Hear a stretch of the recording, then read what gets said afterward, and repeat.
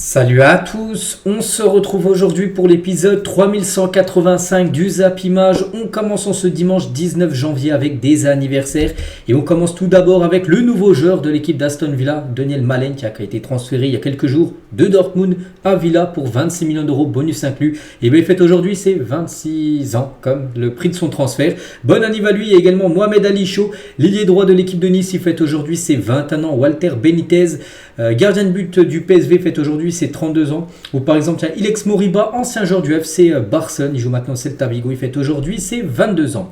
On continue, on va parler maintenant de ce qui se passe aujourd'hui en ce dimanche. Pas mal de football. Tout d'abord en Bundesliga, 2 matchs, Union Berlin-Mayence et Werder de Brême contre Augsbourg. En Première Ligue, là aussi, gros programme. Everton-Tottenham, Manchester United contre Brighton. Il y a deux équipes qui ont gagné, c'était je crois jeudi soir en Première Ligue. Les deux s'affrontent. Nottingham, Southampton et Manchester City qui se déplacent chez le promu Ipswich. Tout à l'heure à 17h30, désolé. Et également en Serie A, la Fiorentina contre le Torino, qui est en belle équipe, il y a la Lazio contre Hellas Vérone ou l'Inter Empoli ce soir à 20h45 du côté de la Liga. Le Real Madrid joue cet après-midi en plein après-midi à 16h15. Le Real reçoit l'équipe de Las Palmas au programme. Donc Valence Real Sociedad ce soir à 21h. Et du côté de la Ligue 1, grosse journée également, Saint-Etienne Nantes, Angers AG Auxerre, Reims Le Havre et ce soir Marseille contre Strasbourg pour clôturer cette journée du championnat français. Donc voilà, beaucoup de matchs bien sûr aujourd'hui. On continue les gars, on va parler cette fois-ci de la Coupe du Monde des clubs. Vous savez, cette nouvelle compétition. Il y avait déjà la Coupe du Monde des clubs à l'époque qui existe encore. Maintenant elle s'appelle la FIFA Intercontinental Cup. Puis maintenant il y a cette Coupe du Monde des clubs. Et voici ce sublime trophée. Bon, il avait déjà été dévoilé, mais regardez, avec les lumières, avec le soleil, tout ça, avec les reflets, il est sublime. Mais pas que ça commencera le 13 juin prochain. Et voilà, il y a 32 équipes. C'est comme une Coupe du Monde avec des pays, mais avec des clubs, avec des poules de 4 où le tirage au sort on sait déjà qui avec qui, donc voilà, on a hâte. Et pour Infantino, donc voilà, le président de la FIFA, il a créé, on va dire, cette Coupe du Monde des clubs qui se jouera tous les 4 ans. Prochaine édition, ce sera en 2029. La Coupe du Monde des clubs va permettre de franchir un nouveau palier. Bon, je ne sais pas quel palier il parle, mais voilà, ça va ramener quelque chose du jamais vu. On a pu voilà, pour le monde du football. Bref, on continue, on va parler d'Ancelotti. Donc il est en conférence de presse avant le match du Real Madrid cet après-midi contre Las Palmas. Donc il a dit, en gros, il parlait d'Mbappé, puis il a dit Kylian est de retour à son meilleur niveau, donc en gros à sa version prime, et ça nous aide énormément. La preuve lors du dernier match, c'était contre c'était le Celta Vigo, c'était jeudi soir, il a marqué un but, bien sûr Mbappé, en plus il a fait un grand match. Le match avant, bon, malgré la défaite contre le Barça, il avait marqué aussi un but. Donc il dit qu'en gros Mbappé retrouve son meilleur niveau au Real et il devrait jouer certainement bien sûr cet après-midi. Il a noté quand même un coup dur, donc ça concerne un autre Français. Et donc c'est officiel, Camavinga est encore blessé.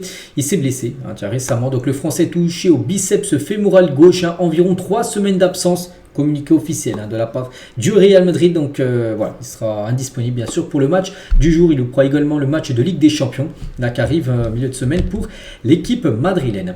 On continue, on va parler cette fois-ci de Neymar. Je n'ai pas quitté Barcelone pour être le meilleur joueur du monde au PSG, parce qu'il y en a qui disaient voilà, il avait quitté le Barça parce qu'en gros il y avait Messi, puis Messi lui faisait de l'ombre. Non, il a dit non, il n'a pas quitté le Barça pour être le meilleur joueur du monde. Donc il a dit Messi m'a dit pourquoi tu pars, je peux faire de toi le meilleur joueur du monde. Il a dit c'est un choix personnel, évidemment financièrement. Le PSG proposait beaucoup plus d'argent en salaire que le Barça, donc c'était mieux que ce que j'avais à Barcelone. Et il a dit également qu'il voulait jouer aussi avec les Brésiliens. Il y avait Thiago Silva, Dani Alves qui venait de signer, Marquinhos, Lucas Moura. Ils étaient tous ses amis, c'est pour ça aussi que ça l'a... en gros ça l'a tenté, en gros cette aventure parisienne. Donc bien sûr c'était en 2017. Neymar toujours, il est revenu aussi sur la MSN. La dernière fois que le Barça, il y a 10 ans, le Barça a gagné la Ligue des Champions en 2015 ou en 2025. On verra si ils gagneront de nouveau la LDC. Ça fait 10 ans sans LDC, même sans finale quand même pour le Barça. Bref, donc les choses ont tout de suite marché entre nous. Donc beaucoup de gens ont douté. 3 Sud-Américains, donc un Argentin, un Brésilien et un Uruguayen. Est-ce que ça allait matcher? Oui, ça a matché les 3.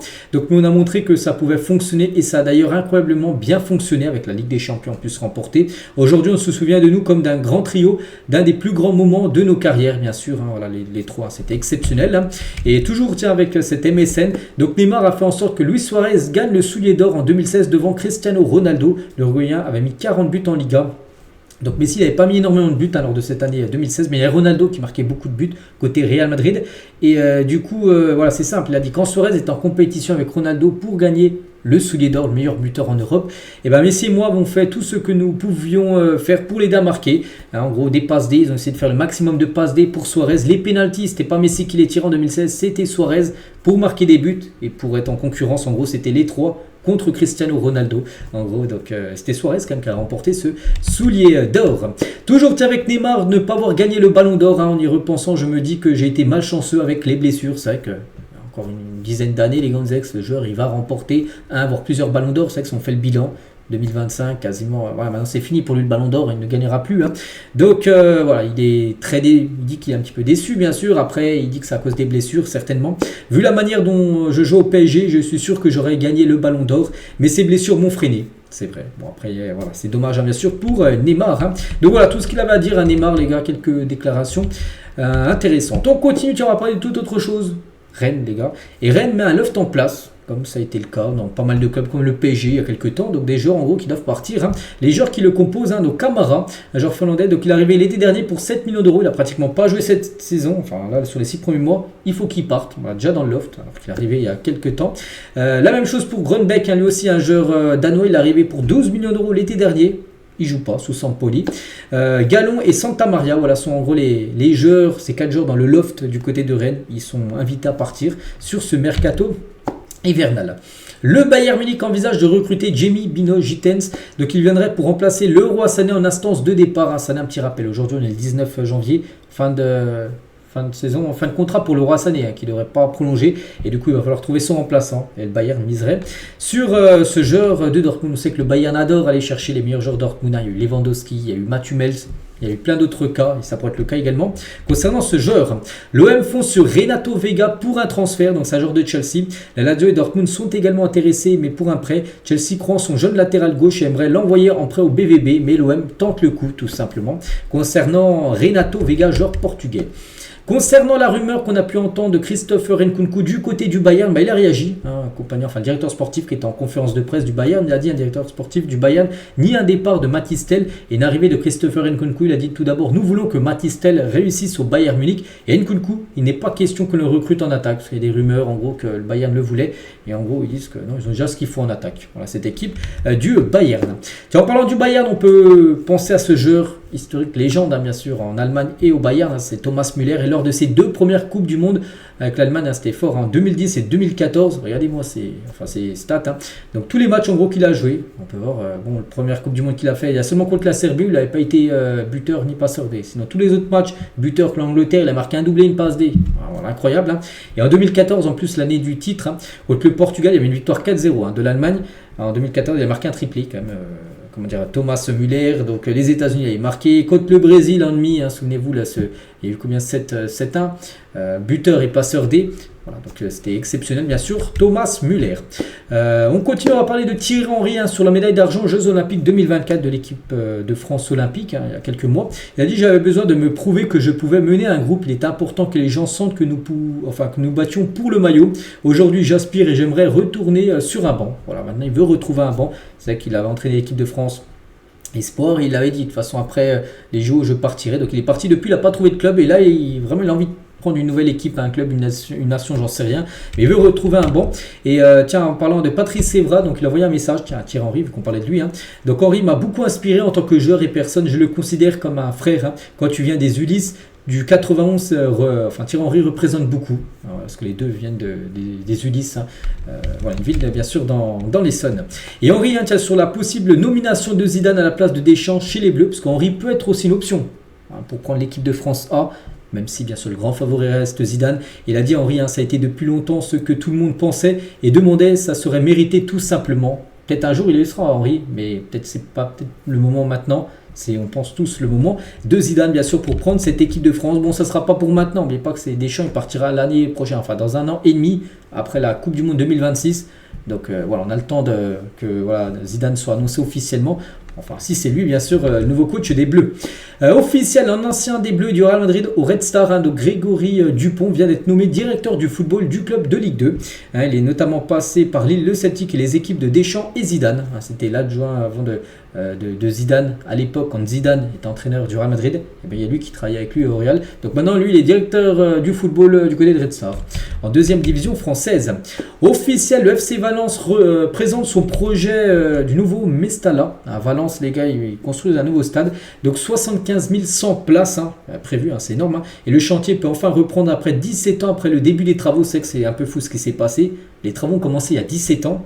Et là, c'est arrêté depuis 17 ans parce que je ne sais plus trop ce qui se passait. Il y avait des enquêtes qui étaient ouvertes. Aussi, il manquait de l'argent. Et les travaux reprennent 17 ans après pour que ce stade soit fait d'ici quelques années. 75 000 places, il va être énorme. Il ressemble beaucoup au stade de San Mamés, le stade de l'Atlético Madrid.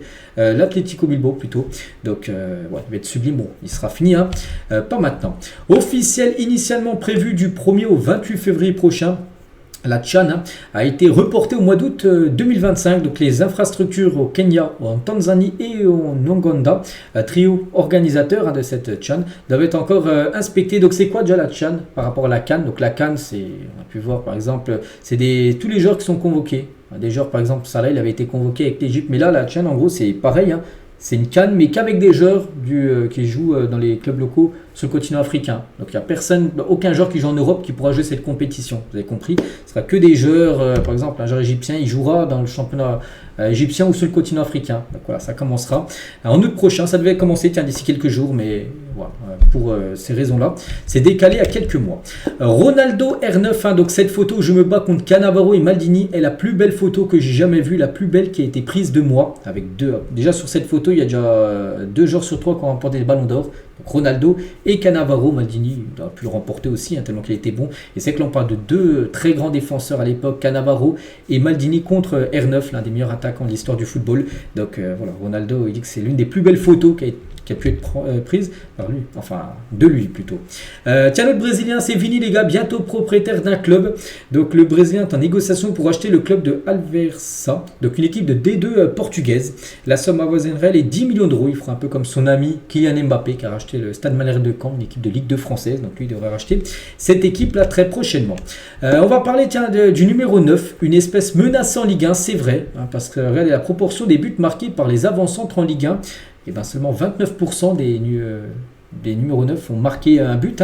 C'est vrai que maintenant c'est plutôt des ailiers, c'est des milieux de terrain, ça peut être des défenseurs, mais voilà, avant c'était souvent le 9, regardez par exemple en 2019-2020, ou même plus, là 44%, 2022-2023 c'était souvent les 9 qui marquaient les buts, un but sur 2 était marqué par un 9 quasiment, que maintenant c'est seulement 29%, parce qu'il y a plutôt les ailiers maintenant qui sont buteurs, comme Dembélé, comme Barcola par exemple avec le PSG Greenwood, c'est pas 9 pur à Marseille. Donc il est co-meilleur buteur bien sûr avec Jonathan David. Donc voilà, en gros cette stat qui montre en gros que c'est une espèce menaçante en Ligue 1, le poste de numéro 9. Et toujours avec les pourcentages, on va parler aussi d'un joueur qui a quitté Lyon, qui est parti à Como. C'est Maxence Cacré. C'est vrai qu'on comprend pourquoi il a quitté le club. Regardez le milieu de terrain, le temps de jouer. Donc en août il avait joué 95% des minutes possibles. Donc il jouait quasiment tout le temps. Puis après ça a fait que descendre les gars. En septembre 56%. Voilà, une fois sur 2. Après, c'était moins d'une fois sur 2. En novembre, 21%. Et en décembre, 12%. Et c'est pour ça, du coup, qu'il s'est dit j'ai perdu ma place, je vais ailleurs. Il est parti à Como. Et c'est officiel. On le sait, ça a déjà été fait depuis quelques jours. Le petit frère de Kusanov aurait débuté avec l'académie du Racing Club de Lens. Abdurrahim Kusanov serait lui plutôt un attaquant. C'est que son grand frère, qui joue maintenant à Manchester City, est défenseur, donc lui c'est le petit frère du joueur, d'Abdu Kodir Kusanov, donc lui il serait plutôt attaquant et il joue dans le centre de formation de Lens, donc on va suivre bien sûr la progression, voilà. C'est un joueur bien sûr pour le futur, pour Lens. Félix veut aider Cristiano Ronaldo à remporter la Coupe du Monde 2026, je pense qu'il serait présent, il rêve de gagner la Coupe du Monde, nous allons tous l'aider afin qu'il réalise ce rêve, c'est le dernier trophée qui lui manque pour compléter bien sûr son palmarès, avec si CR7 n'a remporté cette Coupe du Monde, ça ramènerait encore plus près bien sûr de Messi, parce que là Messi pour moi il est au-dessus de Ronaldo avec les trophées remportés, bien sûr les Copa América qu'il a enchaîné, surtout la Coupe du Monde qui est quand même le trophée qu'il faut absolument gagner au moins une fois dans sa carrière si tu veux être vraiment dans le statut des très très grandes légendes du football. Donc voilà, on verra, mais c'est que Ronaldo va jouer bien sûr cette Coupe du Monde 2026 et il y en a même qui pensent qu'il pourrait même jouer la prochaine Coupe du Monde en 2030, parce qu'oubliez pas qu'elle aura lieu au Maroc, en Espagne, mais surtout au Portugal, hein, le pays bien sûr de CR7. Cette anecdote de Diego Maradona, tiens, lui il a remporté la Coupe du Monde, c'était en 86, hein, lorsqu'il avait rencontré le célèbre narcotrafiquant Pablo Escobar dans sa cathédrale en 1991, hein, écoutez bien ce qu'il a dit. Donc nous nous sommes rencontrés dans un bureau et il m'a dit qu'il aimait mon jeu, qu'il s'identifiait à moi parce que comme lui j'avais triomphé de la pauvreté, hein, il sortait voilà, de la pauvreté puis ils ont percé on peut dire, bon chacun dans un domaine différent. Donc nous avons joué un match et tout le monde s'est amusé. Plus tard nous avons fait la fête, hein, avec les plus belles filles que j'ai jamais vues dans ma vie et tout ça dans une prison. Je ne pouvais pas le croire parce qu'Escobar il était en prison mais il faisait ce qu'il veut, hein. Pablo Escobar pour ceux qui savent un peu qui c'est, donc il faisait ce qu'il voulait, donc il avait même invité Maradona dans la prison, il y avait des filles, voilà. Il faisait ce qu'il voulait, donc voilà, il était un petit peu choqué. Le regretté Maradona. Et on finit les gars cet épisode aujourd'hui avec ça. Elle est très compliquée, hein, cette question. N'hésitez pas à la mettre en commentaire vos réponses. À leur prime, hein, quel est le meilleur entre ces 4 monstres? Nous, la question va être plutôt rectifiée. Faites un classement à leur prime du meilleur au moins bon. Là, il n'y a que des top players. À leur prime, hein, donc Neymar, on va penser que c'était à Santos Barça. Gareth Bale, c'était bien sûr au Real. Salah, c'est peut-être actuellement. Hein. Eden Hazard, bien sûr, à Chelsea. Donc, il faut faire un choix. Je partirais sur Neymar à son prime, hein, vraiment son meilleur niveau. Je pense que c'était le meilleur des 4. Ensuite, en deuxième position, je partirais sur Eden Hazard. Voilà, en 2, je partirais ensuite sur Mohamed Salah et après Gareth Bale. Voilà, en quatrième position, bon, Gareth Bale était aussi exceptionnel. Mais il faut faire un classement les gars et pour moi c'est mon classement, peut-être vous avez un classement totalement différent du mien. Donc voilà les gars ce qu'il y avait à dire aujourd'hui, j'espère que ça vous a plu, on se retrouve demain bien sûr, demain lundi pour le prochain numéro. Je vous souhaite une très bonne journée, bonne fin de week-end à vous et à demain.